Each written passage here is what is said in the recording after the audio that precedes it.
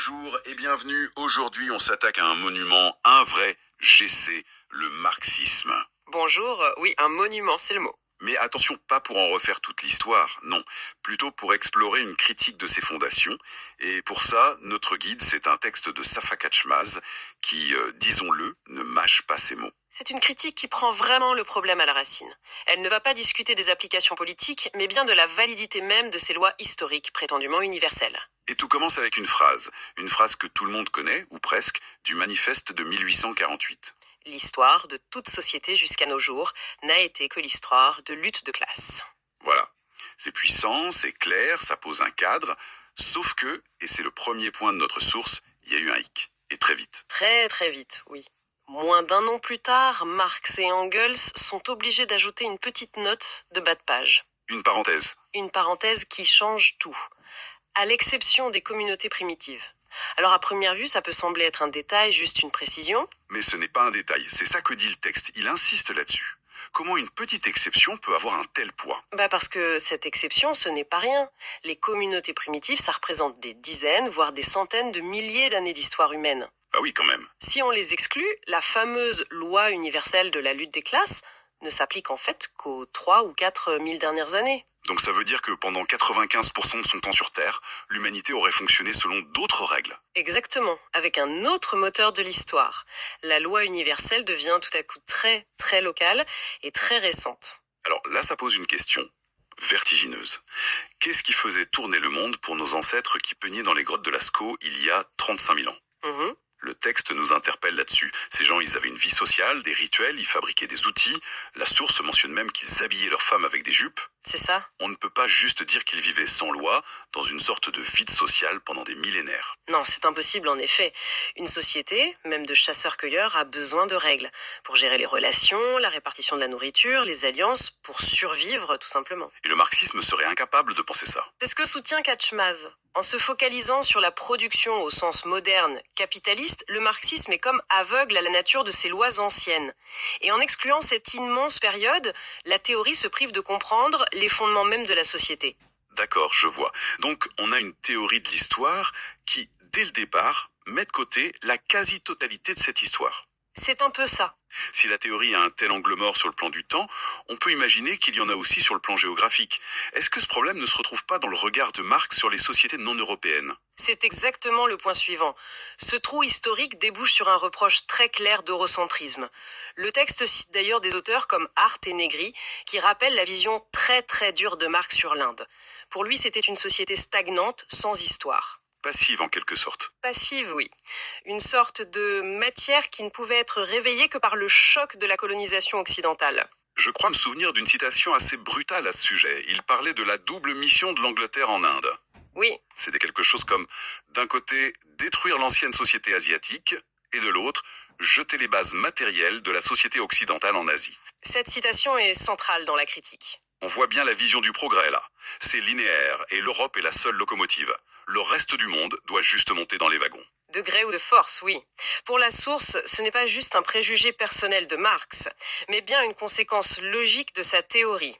Une théorie incapable de concevoir d'autres modèles de développement que le modèle européen. Et pour illustrer ce décalage, la source nous offre une petite ironie sémantique que j'ai trouvée assez savoureuse. Ah oui, sur le mot classe lui-même. C'est ça? C'est un détail fascinant, en effet. Le mot français classe vient en réalité du mot caste. Et pourtant, ça n'a rien à voir. Rien. Le système des castes, c'est une stratification sociale très rigide, mais qui ne correspond pas du tout à la définition marxiste de la classe basée sur la propriété des moyens de production. C'est un contresens historique en quelque sorte. C'est comme essayer d'ouvrir une serrure avec la clé d'une autre maison. Ça a la forme d'une clé, mais ça ne marche pas. C'est une bonne image. Bon, si la théorie a tant de mal avec le monde non européen et précapitaliste, est-ce que ça finit par affecter son analyse du capitalisme lui-même, son sujet de prédilection? C'est le cœur de l'argumentation de Katchmaz. La critique s'étend jusqu'à l'œuvre maîtresse, le Capital. D'accord. Le texte la qualifie d'œuvre inachevée. Inachevé?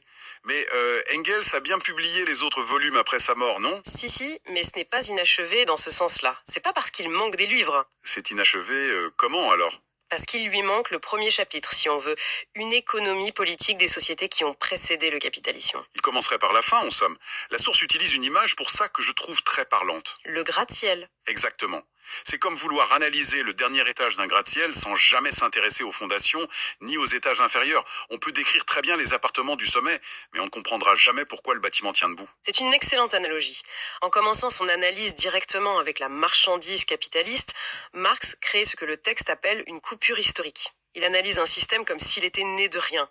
Alors qu'il hérite de milliers d'années de relations sociales, économiques, symboliques, et cette absence de fondation se voit dans des questions très concrètes. Mais attendez, on pourrait dire qu'il a choisi son sujet, il voulait analyser le capitalisme, pas l'Antiquité, pourquoi est-ce si grave? Parce que des institutions clés du capitalisme, comme l'argent, l'impôt, la propriété, ne sont pas nées avec le capitalisme, elles préexistaient. D'accord. Et sans comprendre leur nature d'origine, on risque de mal interpréter leur fonction actuelle.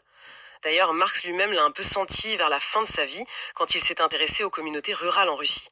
Mais c'était tardif. Bon alors testons ça. Prenons un de ces piliers, l'argent. Est-ce que le marxisme, selon la source, explique de façon convaincante pourquoi ce sont l'or et l'argent qui sont devenus la monnaie par excellence? Eh bien, pour Kadimas, la réponse dans le Capital n'est pas satisfaisante. L'explication matérialiste classique se concentre sur les propriétés physiques. C'est-à-dire? C'est rare, durable, divisible, facile à transporter. Voilà, des qualités pratiques, en somme. Ce qui semble logique. Sauf que la source propose une toute autre histoire, une histoire radicalement différente, qui vient de l'archéologie. Dans les premières civilisations, comme chez les Sumériens, l'or et l'argent n'avaient quasiment aucune valeur pratique.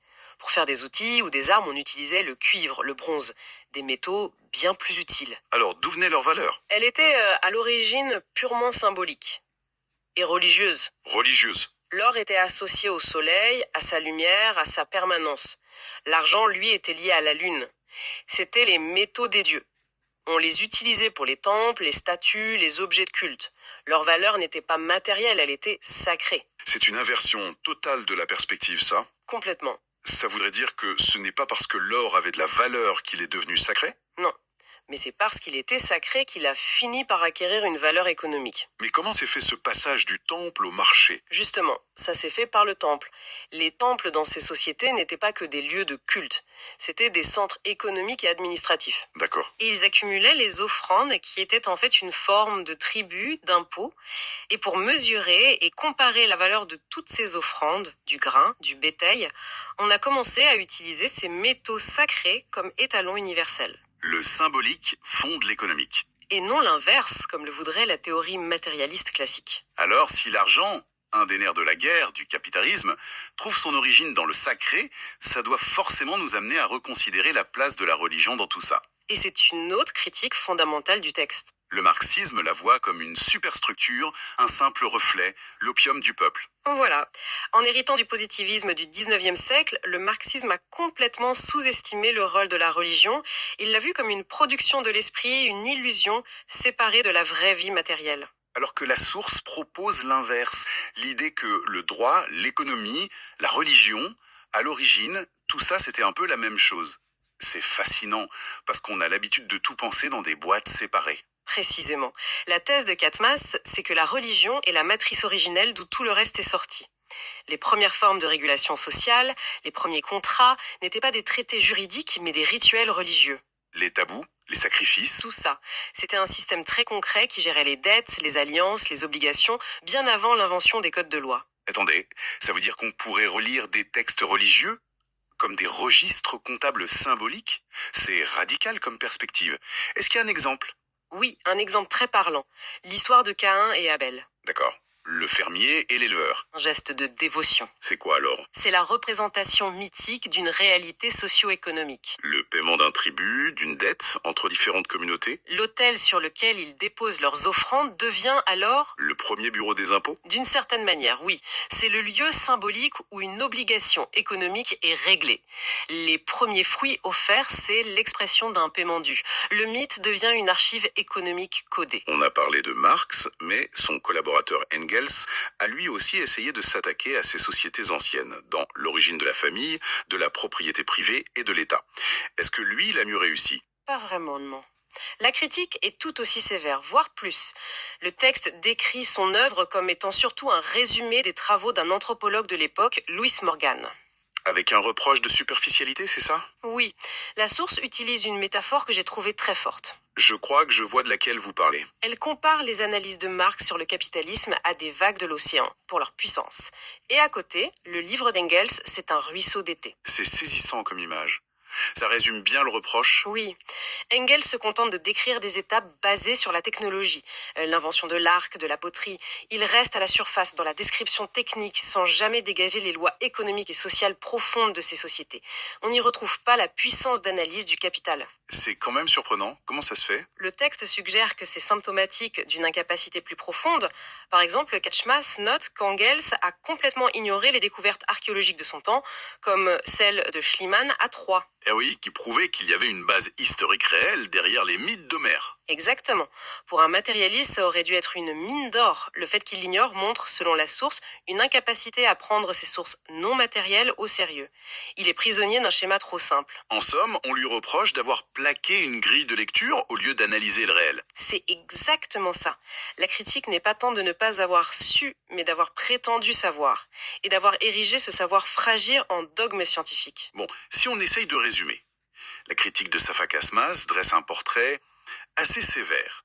Le marxisme serait une théorie qui, tout en ayant eu le mérite d'ouvrir de nouvelles pistes, se serait retrouvée piégée. Prisonnière de ses propres idées fixes, oui. L'universalité de la lutte des classes, son eurocentrisme, et une incompréhension profonde des sociétés anciennes. C'est une déconstruction non pas des observations de Marx sur son époque. Non, ces observations restent puissantes.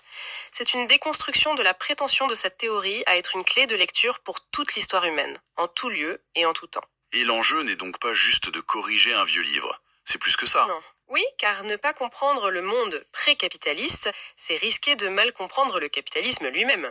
Il ne sort pas de nulle part, il s'est construit sur ses fondations beaucoup plus anciennes, et ses structures du passé continuent d'agir en nous.